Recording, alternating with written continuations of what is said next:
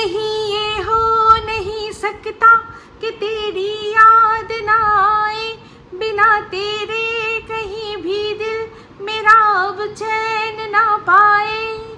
तुझे भूलने से पहले मेरी जान चली जाए, तुझे भूलने से पहले मेरी जान चली जाए, हो मेरी जान चली जाए, हो मेरी जान चली जाए। হাই, আমি Ipsita, welcome back to my channel. চলে এসেছি আমার একটা নতুন ভিডিও নিয়ে। তো আজকে ভিডিওর শুরুতে ইন্ট্রোডাকশনে এই যে গানটা আমি গাইলাম, বেশ কিছু পুরনো ক্রিয়েটারদের নাম মানে সবসময় মনে থাকে, কিন্তু কি হয় কাজে কর্মে ভুলে যাই। কিন্তু বেশ কিছু পুরনো ক্রিয়েটারের নাম শুনে বেশ কিছু ইয়াদে তাজা হয়ে গেল, আর একজনের মুখোশটা আমার মানে সামনে আবারও একবার খুলে গেল। তো এখন ভিডিওটা কি নিয়ে হচ্ছে, একটা ভিডিও দেখেছি আমি বললাম ওয়াইটি দাদা ভাই, তো সেই ওয়াইটি দাদা ভাইয়ের ভিডিওর মধ্যে সেটা দেখেছি, আর শুয়েরও একটা ভিডিও দেখেছি, মানে আমার সুতোরও একটা ভিডিও দেখেছি।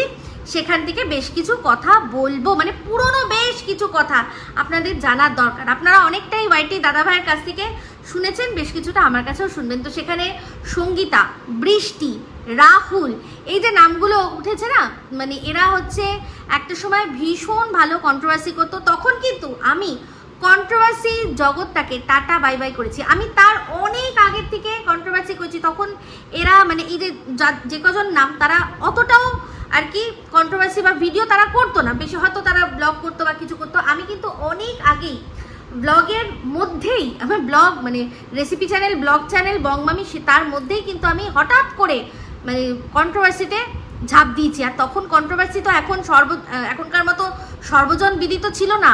তখন ভিডিওর মধ্যে আপনি যদি অন্য কোনো মানে কোনো আর কি ক্রিয়েটার, তার ভালো বলুন মন্দ বলুন, সবাই একটাই কথা বলতো, তোমার কি নিজের কোনো কন্টেন্ট নেই?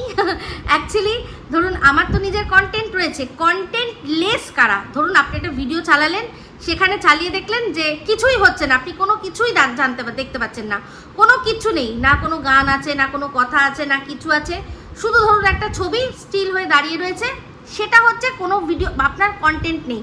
কিন্তু যেখানে যে ভিডিওর মধ্যে আপনি চালালেন, যে ভিডিও দেখছেন, হয়তো সে কিছু করছে, কিছু বলছে, নিজের কাজ দেখাচ্ছে বা যাই করছে, সেটা কিন্তু কন্টেন্ট আছে। হ্যাঁ, হতে পারে যে তার কন্টেন্টটা আপনার ভালো লাগলো না, হতে পারে বোরিং কন্টেন্ট, হতে পারে বাজে কন্টেন্ট, হতে পারে বিলো দ্য বেল্ট কন্টেন্ট, হতে পারে সেক্সুয়াল কন্টেন্ট, হতে পারে আরও নানান রকমের ভায়োলেন্ট কন্টেন্ট, সব হতে পারে, কিন্তু সেটা কন্টেন্ট লেস নয়। কিন্তু তো তেমনি আমি যবে থেকে ইউটিউবে এসেছি, আমি কোনো দিনই কন্টেন্ট লেস নয়। প্রথমে আর কি রেসিপি চ্যানেল খুলেছিলাম, দারুণ দারুণ রেসিপি রয়েছে সব আমার, তার মধ্যে অনেকগুলো রয়েছে যেগুলো কিনা একদম মস্তিষ্ক প্রসূত, নিজের সম্পূর্ণ নিজের আর কি এটা কি বলে রেসিপি, আপনি কোথাও ইউটিউবের কারোর কাছে পাবেন না এরকম আমার রেসিপি, আমার নিজের থেকে বানানো। আমি এক্সপেরিমেন্টাল রান্না করতে পছন্দ করি, সেরকমও করেছি। তারপর ব্লগও দিয়েছি। হ্যাঁ, হতে পারে যে আমার ব্লগ হয়তো অতটাও ভালো নয়, কিন্তু কন্টেন্ট নেই এই কথাটা ভুল। কিন্তু তখনকার আর কি যারা ভিউয়ার্স, তারা তখনও মেনে নিতে এটা পারেনি যে একজন আরেকজনকে নিয়ে কথা বলবে কেন তুমি ওকে নিয়ে বলবে কেন, ওর ভিডিওতে কি দেখা যাচ্ছে সেটা কেন বলবে, ও ভালো মন্দ কোনোটাই বলবে না। তুমি তার মানে কি করছো, যে নিজের কোনো কন্টেন্ট নেই, এই একটা ডায়লগ সবসময় দর্শকরা লিখতো। তো যাই হোক, যে কোনো জিনিস কিন্তু সেটাকে প্রথমে গ্রহণ করতে একটু অসুবিধাই হয়। মানে এরকম কোনো ফিল্ড নেই যেখানে কোনো মানুষ যখন পাথ ব্রেকিং কোনো রাস্তায় গেছে তখনই তাকে একেবারে ফুল চন্দন দিয়ে এই আপকা ইন্তজার থা বলে ফুল চন্দন দেবে। তো সেরকম হয়নি, সেরকম আমাকেও সহ্য করতে হয়েছিল। যাই হোক, আমি করেছি, অনেক ভিডিওই করেছি, তার মধ্যে দেখেছেন আমার ওই চ্যানেলের মধ্যে লাখের ওপরে ভিউজ গেছে, সেরকমও কিন্তু কন্টেন্ট রয়েছে। তো যাই হোক, সেখানে হয়ে গেল। তো তখন আমি সেখানে ওই ভিডিও করতে করতে একটা সময় আমি ছেড়ে দিয়েছিলাম যে না, আমি আর ভাই কাউকে নিয়ে কথা বলবো না, বিশেষ করে এই যাদেরকে নিয়ে মেন প্রবলেমটা সেটা হচ্ছে MSL। তো সেই MSLদের নিয়ে আমি আর কোনো ভালো মন্দরা যা পারে করুক গে যাক বলবো না। একবার যখন স্ট্রাইক দিল তখন বললাম যে ঠিক আছে, যদি বলারও হয় ওদের নাম নেবো না, ফটো লাগাবো না, কিন্তু আমি বুঝিয়ে দেবো।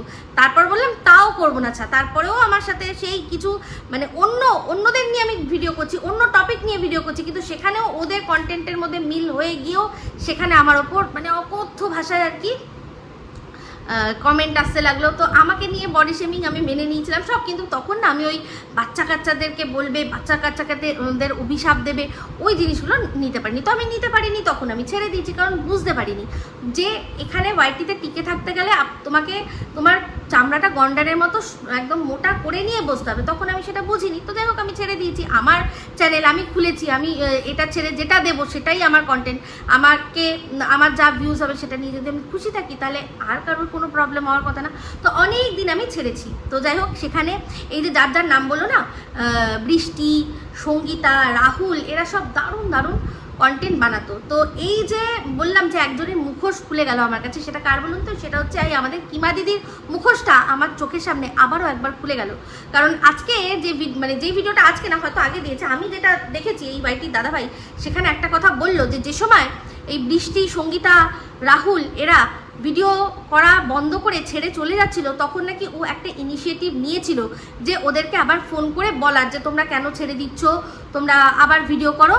এই কিমা নাকি বারণ করেছে। কি অবস্থা! কিন্তু এই তিনজন ওর এই ইউটিউব জার্নির মধ্যে যে কতটা বড় জায়গা সেটা আমি জানি। আচ্ছা, রাহুলের কথা আগে বলি। রাহুল একটা এমন ছেলে, সে কিন্তু প্রথম এমএসএলদের হয়ে মানে পজিটিভ ভিডিও করতো। প্রথম ঠিক না, এর আগেও আমি একজনকে দেখেছি এমএসএলকে নিয়ে পজিটিভ ভিডিও করতে, কিন্তু রাহুল যে সময় সেও ছেড়ে চলে গেছিলো, তারপর রাহুল আবার নতুন করে উঠেছিল যখন কিনা এই আমাদের সুতোর এন্ট্রি হয়। তো রাহুল, আমি কিন্তু তার অনেক দিন আগের থেকেই আমি এমএসএলদের নিয়ে ভিডিও করেছি, কিন্তু রাহুল সেই ভিডিওগুলো দেখে বলেছিল যে এই দিদিভাইয়ের, আমি পুরো ভিডিও দেখেছি, কিন্তু যে পার্সোনাল অ্যাটাক বা এই ধরনের কোনো কথা আমি এনার সম্পর্কে বলতে পারবো না। সেই জন্য রাহুল হাজার এমএসএলকে ভালোবাসলো, ও কিন্তু আমাকে কখনো কোনোদিনও বলেনি যে তুমি কেন দিদিভাই একে নিয়ে ভিডিও করছো। আমাকে দিদিভাই বলে ডাকতো। ওর বাচ্চাটাকে মানে সত্যি কথা বলতে ভীষণ ভীষণ ভীষণ ভালো লাগতো কি, এখনও আমি দেখিনি, এখন বড় হয়ে গেছে তাই আর বাচ্চা বলছি না, আগের মতো অতটা বাচ্চা নেই, তাও স্টিল অনেক বাচ্চা, কিন্তু যখন এসেছিলো তখন একদম ছোট্ট ফুটফুটে বাচ্চা। তো ওর মেয়ে, ওর স্ত্রী, ঠিক আছে, এই ভীষণ ভালোই ভিডিও ও করতো, ব্লগিংও করতো, তারপর হচ্ছে গিয়ে রোস্টিং ভিডিও, তখন ওটাই আর কি সফট রোস্ট যাকে বলে, রোস্টিং ভিডিও ও করতো।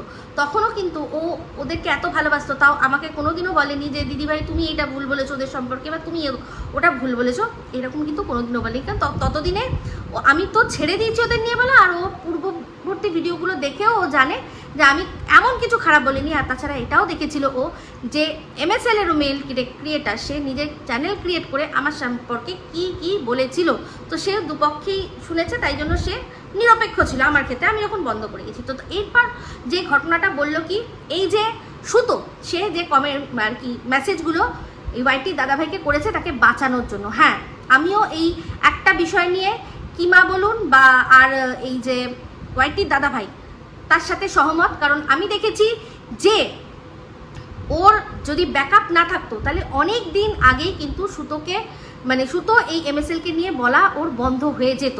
এই যে আপনারা যেটুকু কথোপকথন শুনলেন ওয়াইটি দাদা ভাইয়ের কাছ থেকে, তারপর থেকে আমি বলবো, তার আগে একটুখানি বলে নিই, সেটা হচ্ছে গিয়ে এই কিমার ক্ষেত্রে, এই কিমার যে ভিডিও প্রথম তার কমিউনিটিতে দিয়েছিল কিন্তু রাহুল, আবার রাহুলকে তারও আগে আমার কমিউনিটিতে দিয়েছিলাম আমি রাহুলকে দিয়েছিলাম। যে কজনের নাম আপনারা শুনেছেন, অন্দরমহল মানে কাকুলিদিরও অনেক আগে আমার ভিডিও একটু বেশি ভিউজ হয়েছিল, আর আমাকে মানে ভিউজ হতো, তখন কাকুলিদি বলেছিল, কাকুলিদির ভিডিওটাও আমি দিয়েছি, আর রাহুলের ভিডিও আমি দিয়েছি। মানে আমার যে কজন লোক আছে আমি অ্যাটলিস্ট চেষ্টা করছি তাদের কাছে পৌঁছে দেওয়ার, ঠিক আছে। তারপর আমি ভিডিও করা বন্ধ করা, মানে এগুলো নিয়ে বন্ধ করা ছেড়ে, তো তারপর আমি এই কন্ট্রোভার্সি নিয়ে বন্ধ করে দিয়েছি। প্লেন ব্লগ দেখাতাম, তখন আমার 120 ভিউজ হতো, তো আমার কোনো চাপ ছিল না। তো আমি কিন্তু তারও আগে এদেরকে আমার দর্শকদের কাছে পরিচিত করে দিয়েছি, রাহুল আর কাকুলিদি। তো যাই হোক, এই রাহুলের কমিউনিটিতে উঠে সবার আগে জায়গা করেছিল কে না কিমা, আর বলেছিল আমি কোনোদিনও ভুলবো না, তুমি যে আমার এই যে উপকারটা করলে, আমাকে দুটো মানুষের কাছে পৌঁছে দিলে, আমি কোনোদিনও ভুলবো না। তাহলে দেখুন, কোনোদিনও ভুলবে না, কিন্তু যখন এই ওয়াইটি দাদাভাই বললো আমি ফোন করব, তখন তো ওর উল্টে বলা উচিত ছিল তুমি ফোন করবে কি, দাঁড়াও আমি ফোন করছি, আমি বলছি রাহুলকে যে তুমি যেও না, তুমি ভিডিও করো। সেই রাহুল এখন ভালো আছো, একটা শেফের কাজ করে, আমি যতদূর লাস্ট ওকে দেখলাম, আমি কোনো একটা মানে ফেসবুকে বা কোথাও আমি দেখলাম ও এক শেফের কাজ করছে, খুব ভালো রয়েছে, এইসব নোংরামি নষ্টামির থেকে দূরে রয়েছে, কারণ এগুলো ওর বউ বাচ্চাকে এফেক্ট করছিল, সেটা কিভাবে বলছি। তো সেক্ষেত্রে দেখুন, আর এই যে বৃষ্টি আর সঙ্গীতা, এরা দুইজন ছিল কিমাকে মানে দিদি দিদি বলে ওদের মুখে মনে হয় ফেনা বেরিয়ে যেত। আর এই বৃষ্টির ছেলেটা কত ভালোবাসতো, যেরকম এই আমাদের রন যেরকম ওকে শিবের গান শুনিয়েছিল না, তেমনি বৃষ্টির ছেলেও ওকে খুব সুন্দর মিষ্টি মিষ্টি কথা বলতো, ওকে দিদি, ওকে নাম ধরে দিদি বলে ডাকতো, পুষ্পা রাজ এরকম, সেই মনে আছে সেই সময় বাচ্চাটা ওকে দিদি দিদি বলে মানে তার মুখ থাকতো না। আর সেই এই কিমা চেয়েছে কি এরাও যাতে না ফিরে আসুক, মানে যত কম্পিটিশান কমে, ভাবতে পারছেন আজকে ওর মুখোশটা আমার সামনে আরও বেশি করে খুলে গেল ওয়াইটির দাদাভাইয়ের এই কথাটা শুনে। আমি এই জিনিসটা জানতাম না, তো যাই হোক, তখন আমার এন্ট্রি কিভাবে হলো, এই যে অনেস্ট গ্রুপ, এই অনেস্ট গ্রুপ সম্পর্কে আপনারা অনেক কথা শুনছেন, কিন্তু সেই অনেস্ট গ্রুপটার যে জন্ম কিভাবে হয়েছিল সেটা আজকে আপনাদের একটু মনে করে দেবো, পুরনোরা জানে। তো সেক্ষেত্রে সেই সময় আমি কিন্তু ভিডিও করছি না, মানে কন্ট্রোভার্সি ভিডিও করছি না, এদের সবার ভিডিও আমি দেখি। তখন আমার টকঝাল মিষ্টি চ্যানেলটাও ছিল না, আমার বংমামি চ্যানেলটা ছিল। তো সেই সময় আরও একজন ছিল যার কথা না বললেই নয়, সেটা হচ্ছে গিয়ে এক প্রফেসর। তো সেই প্রফেসর, তখন তার সাথে আমার খুব ভালো সম্পর্ক, কারণ সে মানে তার আপত্তি ছিল আমি এমএসএলদের নিয়ে ভিডিও করার। তো যাই হোক, সে বিস্তর কথা আমাকে শুনিয়েছে, আমারও মানে আমার ওখানে যারা কমেন্ট করতো তারাও তাকে বিস্তর কমেন্ট করেছে বলে সে হঠাৎ করে অন্তর্ধান হয়ে গেল। তার অনেক পরে যখন আমি সব নিয়ে ভিডিও করা বন্ধ করে দিয়েছি, সে আমার ব্লগ চ্যানেলে ব্লগ দেখে আমার সাথে মিষ্টি মিষ্টি কথা বলে একটা অন্য নাম নিয়ে বন্ধুত্ব করলো। পরবর্তীকালে বললো আমাকে মেসেঞ্জারে মেসেজ করে যে এই যে তোমাকে যে কমেন্টটা আসছে ওটা আমি, সেটা নিজের আইডেন্টিটি দিয়ে নয়, অন্য একটা আইডেন্টিটি দিয়ে আমার সাথে বন্ধুত্ব করলো, ঠিক আছে। তার আগে আমাকে আমি যখন এমএসএলদের সাপোর্ট করতাম, যারা আমার সাপোর্টে কমেন্ট লিখতো, পরবর্তীকালে আমি যখন এমএসএলকে নিয়ে ভিডিও করা বন্ধ করে দিলাম, স্বভাবতই তারা সব ক্ষুব্ধ ছিল, আর তারা বিভিন্ন চ্যানেলে কমেন্ট করতো। আর এই যিনি প্রফেসর, সে বিভিন্ন আইডি নিয়ে তাদেরকে কমেন্টের উত্তর দিত, আর সবাই ভাবতো বুঝি ওগুলো আমার ফেক আইডি। তো যাই হোক, পরবর্তীকালে আমি প্রমাণ করে দিয়েছিলাম। তো এতগুলো কথা বলছি শুধুমাত্র ক্রোনোলজিটা বোঝানোর জন্য, কারণ এইবার আসবে আসল কথা। তো যেখান অবধি আপনারা ওয়াইটির দাদাভাইয়ের কাছে শুনেছেন কি, যে একটা দল বা একটা কিছু গঠন করার চেষ্টা করা হচ্ছিল, যখন এই সুতো দিনের পর দিন এমএসএলদের নিয়ে ভিডিও করছিল। তো সেখানে সেটার উদ্যোগ ছিল আমাদের অন্দরমহলে কাকুলিদির চ্যানেলে, কাকুলিদি আর এই প্রফেসর যার কথা বললাম, তারা মিলে একটা করেছিল যে এই সুতোকে কোনো রকমভাবে আটকাতেই হবে। তো সেখানে আমারও ইনভিটেশন ছিল, যেহেতু আমি ওদের নিয়ে দীর্ঘদিন ধরে ভিডিও করি না, আমাকেও ইনভিটেশন মানে ওরকমভাবে আর কি অলিখিতভাবে যে একটা ব্যাপার আমি আর কি আছি এরকম একটা বার্তা দিয়েছিল এই প্রফেসর, ঠিক আছে। তো সেই সময় প্রফেসর জানে না যে আমি 1 বছর আগে ওদের নিয়ে বলা ছেড়ে দেওয়া সত্ত্বেও আমাকে ওদের স্থানীয় মানে এমএসএলদের স্থানীয় থানা থেকে একটা চিঠি দিয়ে ডাকা হয় যে আপনার সাথে একটা কেস সংক্রান্ত কিছু আলোচনা আছে, আপনি আপনার গার্জিয়ানকে নিয়ে যেদিন আপনার কাছে পৌঁছাবে তার 3 দিনের মধ্যে গিয়ে দেখা করবেন। ভালো কথা। তো সেখানে আমি গেছিলাম। তো আমি গেছি, আমার অবশ্যই 2টো ছেলে মেয়ে, তাদেরকে না এখানে কতক্ষণ লাগবে, থানা ব্যাপার, তার উপর ওর বাড়ি থেকে আমাদের বাড়ি অনেক দূর, শ্যামনগর আমাদের এখান থেকে অনেক দূর, তখন আমি বাসুনিতে থাকতাম। তো যাই হোক, তাহলে কখন ফিরবো না ঠিক নেই। তো আমার ছেলে তখন আরও ছোট, আমার ওপর ডিপেন্ডেন্ট, আপনারা জানেন। তখন বলেওছি, কারণ আমি ভিডিওর মধ্যেও রয়েছে যে আমার ছেলে তখনও ব্রেস্টফিড করে, তখন অনেকটাই ছোট। তো যাই হোক, তো সেই জন্য তাকে ছেড়ে তো রেখে যাওয়া যাবে না। তো মেয়ে, আমি, আমার হাজব্যান্ড সবাই মিলে গেলাম। তো সেখানে যা প্রশ্ন যেটা করার ওদের কেস সংক্রান্ত করেছিল, আমার যতটা সম্ভব আমি সেখানে আর কি সহযোগিতা করেছি। তো যাই হোক, সেই জিনিসটা আমি কারোর সাথে শেয়ার করিনি, এমনকি এই প্রফেসরের সাথেও আমি শেয়ার করিনি। কিন্তু যখন সে আর কি হঠাৎ করে এই উদ্যোগটা তুললো যে এদেশ এই তো একে নিয়ে ভিডিও করছে, একে বন্ধ করতে হবে, হানা টানা, তখন আমার মনে হলো যে এ কি জানে না যে আমাকে এরকম ডেকেছে, পুরনো কেসটার জন্যই ওরা অলরেডি এখন সবে নাড়াঘাটা হচ্ছে। তো যাই হোক, সেখানে আমার একটুখানি মনেই হয়েছিল যে আমাকে অনেক কিছু লুকানো হয়েছে। তো সেটা নিয়ে আমার এমনি কোনো চাপ ছিল না। তো তারপর আমি এই যে আমাদের ওয়াইটির দাদাভাই সুতোকে বলল যে চিন্তা করবেন না, আপনাকে নিয়ে যাই হচ্ছে আমি আছি, আপনি চিন্তা করবেন না, ঠিক আমি আটকাবো এই বিষয়টা। তো এই যে আটকানোটা জন্য ভীষণ সুযোগ, মানে ভালো সুযোগ হয়ে গেল আমার একটা ভিডিও, যেখানে কিনা আমি এমএসএলদের বলেছিলাম যে আমি আজ থেকে 1 বছরেরও বেশি হয়ে গেছে আমি তোমাদের নিয়ে না ভিডিও করি না কিছু। কারণ ওইখানে গিয়ে আমাকে দিয়ে একটা জিনিস, মানে আমাকে বলেছিল যে আপনি লিখিত দিয়ে দিন যে আপনি ওদের ওখানে আর কমেন্ট করবেন না। আমি বলেছিলাম যে আমাকে যে ডেকেছেন, বুঝলাম শনাক্ত করছেন হেন তেন, কিন্তু সেটার জন্য এই যে ওদের সাথে যে বলছেন যে কেন আপনি ভিডিও করছেন বা কিছু, ওদের প্রবলেমটা কি আছে আমাকে নিয়ে, তখন উনি আমাকে বললেন যে এই যে আপনি কমেন্ট করেছেন সেটা। তো আমি বললাম আমি তো ওদের ওখানে কোনো কমেন্ট করি না, আমি তো একবার দুবার কমেন্ট করছি, আমি তো কোনো কমেন্ট করিনি, এগুলো তো আমার কমেন্টে এসছে না। ঠিক আছে, আপনি তাহলে একটা লিখিত দিয়ে যান যে আপনি ওখানে কোনো কমেন্ট করবেন না। আমি বললাম যে এটা তো কোনো রকমভাবে কোনো লিগ্যাল বিষয় নয়, ওর কমেন্ট বক্স সেখানে খোলা রয়েছে, আমি তো কমেন্ট করলে করতেই পারি। তো আমার হাজব্যান্ড বললো যে না এরকম কোনো লিখিত দেবো না, যা হবে সেটা বুঝে নেবো। তখন আমি বললাম যে আমি ওদের ওখানে কমেন্ট না করলে ওদের সমস্যার সমাধান হয়ে যায়, ঠিক আছে আমি তাহলে সেটা লিখিত দিচ্ছি, কারণ এমনিতেও আমি ওদের ওখানে কোনোদিনও কমেন্ট করিনি, করবো না, ঠিক আছে। আমার যা বলার আমার ভিডিও আছে, আমি ভিডিওতে বলবো।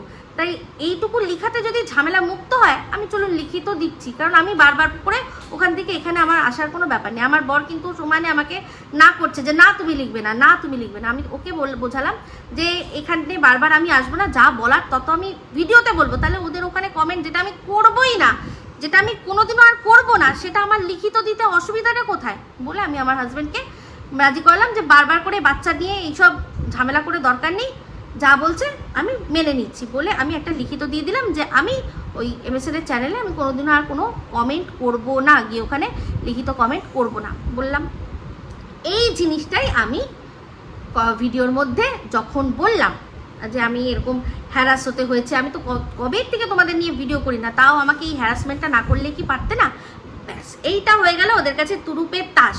তখনই ওরা সবাই আমার সাথে, মানে সবাই আমাকে নিয়ে ভিডিও করতে শুরু করে দিল, আমার পাশে আছে, যে আমার সাথে অনেক অন্যায় হয়েছে, আমার বাচ্চাকে নিয়ে আমি হ্যারাস হয়েছি। আমি কিন্তু কাউকে বলিনি, বা যেই ভিডিওটাও করছি কাউকে বলিনি যে আমার হয়ে তোমরা কেউ এসো, কিন্তু ওরা নিজেরাই, কারণ যেহেতু এটা ওদেরই স্বার্থে ওদের লাগবে বলে তখন সবাই এসে আমার পাশে দাঁড়ালো আর আমাকে সাপোর্ট করে ভিডিও করতে লাগলো বেশ কিছু মানুষ, যারা কিনা ওরা আগে একসাথে অ্যাক্টিভ ছিল, ঠিক আছে। তো সেইখান থেকেই শুরু হলো, যারা সবাই আমার পাশে এসে দাঁড়ালো, আমাকে নিয়ে সাপোর্ট করছে। একই রকম কথা বলছি, তখন আমরা সবাই এমএসএল এর এগেনস্টে কথা বলছি, যারা আমরা সবাই এমএসএল এর এগেনস্টে কথা বলছি তাদেরকে দর্শকরা নাম দিল অনেস্ট গ্রুপ, এরা অনেস্ট কথা বলে।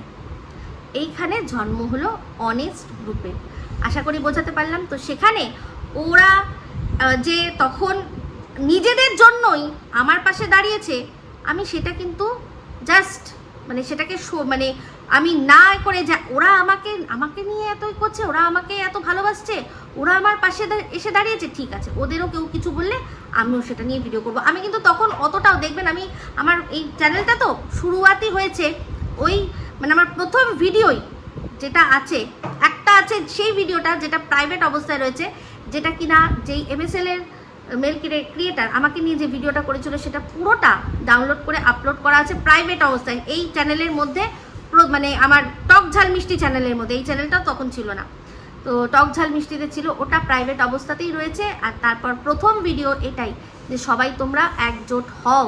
তো যাই হোক, এই বাড়িটির দাদাভাইকে চেনা আমার তারও আগের থেকে, এই যে বললাম রাহুল যে ছেলেটি, তার ওয়াইফকে একটা জঘন্য কথা বলেছিল সোম বলে একটা ছেলে, তো তাকেও সবাই মিলে আমরা প্রতিবাদ করে তারও কিন্তু চ্যানেলটা কিন্তু সে বন্ধ করতে বাধ্য হয়েছিল। আর সেটার কারণ কে ছিল, সেটা ছিল কাকুলিদি একটা ভিডিও করেছিল কাকে নিয়ে, প্রীতিকে নিয়ে, দেখবেন যার গায়ের রংটা চাপা দাঁতটা উঁচু, তাকে নিয়ে একটা জঘন্য রোস্টিং ভিডিও করেছিল। সেই জন্য প্রীতির বন্ধু সোম কাকুলিদিকে রোস্ট করেছিল, যেটা দেখে সে কান্নাকাটি করেছিল। তখনও কিন্তু এই ওয়াইটির দাদাভাই বলেছিল যে ঠিক আছে তুমি কেঁদো না, আমি ভিডিও করছি বলে আমরা তখন আমি কিন্তু ওকে আমি সেটা নি কাকুলিদিকে না, আমি শুধুমাত্র এই যে রাহুল ছিল, রাহুলও করেছিল, আর রাহুলের ওয়াইফকে একটা নোংরা কথা বলেছিল সোম, সেই জন্য আমি ভিডিও করেছিলাম। তখন থেকে আমি ওইটির দাদাভাইকে চিনি, কিন্তু কোনোদিনও আমাদের মধ্যে কোনো কথাই ছিল না, ভিডিও আমাদের কন্টেন্ট আলাদা, তখন আমার কন্ট্রোভার্সি আমি করতামই না। তখন আমি অনেক অনুপ্রেরণা পেয়েছি এই প্রফেসরের থেকে। সে বলেছে তুমি ভালো কথা বলতে পারো, তুমি গালাগালি দাও না, তাহলে তুমি কেন করো না, সমালোচনা করাটা তো ভালো। আমি বললাম না গো দূর, আমার ভালো লাগে না, আমি পারি না, আমার ভালো লাগে না, করতাম না। তারপর যাই হোক ওইটার পর থেকে আমি অ্যাক্টিভ হলাম, তাও অতটাও নয়।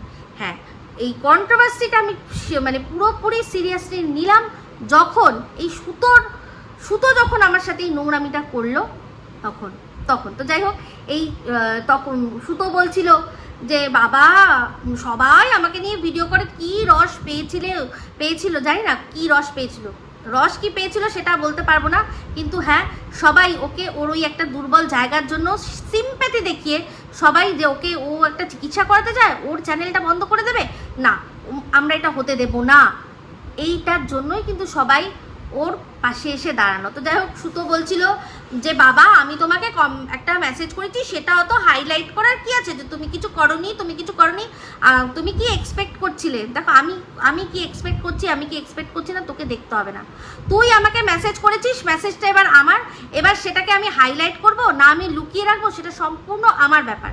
আমি যেহেতু ভিডিওর মধ্যেই উত্তরটা দেবো, তাই জন্যই আমি বারবার বলেছি যে আমি ওকে কোনো রকমভাবে কোনো মেসেজে কোনো রিয়্যাক্ট করিনি, কারণ রিয়্যাক্টটা আমি আমার ভিডিওর মধ্যে করব, তাতে এত রাগ কিসের আমি বুঝতে পারলাম না। তো যাই হোক আমি এই ওয়াইটির দাদা ভাই বলেছি বলে তাতেই ওর মনে হচ্ছে যে আমি সেটিং ফিটিং, তাহলে দিনের পর দিন ও রিম্পার সাথে এত ভিডিও কল এত চ্যাটে কথা বলেছে, তাহলে এই যে আমরা যদি বলি যে MSLদের এই কেসটা আর কি শর্ট আউট করবে বলেই ও রিম্পার সাথে এত বন্ধুত্ব করেছে, তাহলে কি এটা লজিক্যাল হবে না? ওর ক্ষেত্রে সবটা লজিক্যাল আর আমাদেরগুলো সব ইললজিক্যাল, তাই না?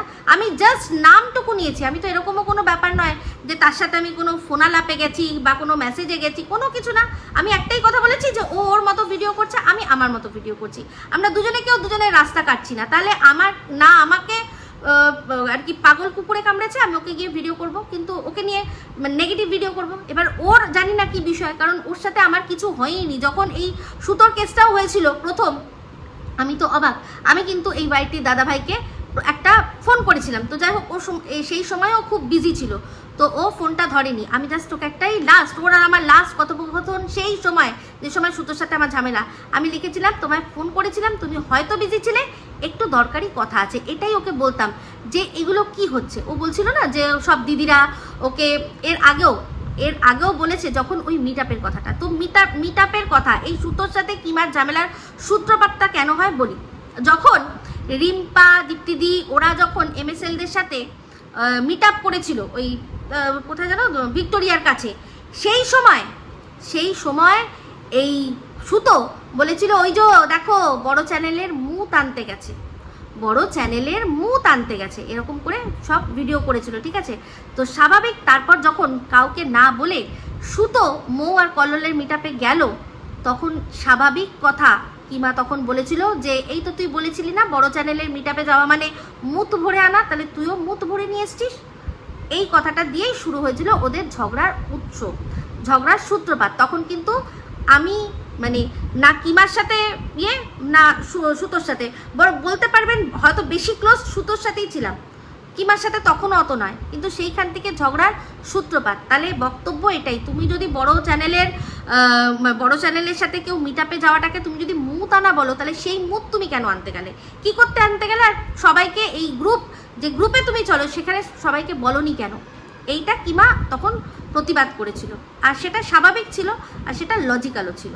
সেই নিয়ে ওদের ঝগড়া, সেই নিয়ে তারপর থেকে ওই জানেন যে MSL-এর তরফ থেকে কি করলো, তখন তাও ওই বিষয়টা শান্ত হয়ে গেল। যেই গীতাদিকে ধুয়ে দেওয়া হচ্ছে সুতোর জন্য, সেই গীতাদিকেই ও গিয়ে চুমু খাচ্ছে কপালে গালে, তো সেটা দেখেও স্বাভাবিক যে ভাই আমাদের সাথে তো গীতাদির কিছুই না, তাহলে কেন তোর জন্য গীতাদিকে বলে বা সোমাদিকে বলে আমরা কেন খারাপ হতে যাবো ওদের চোখে, তাই না?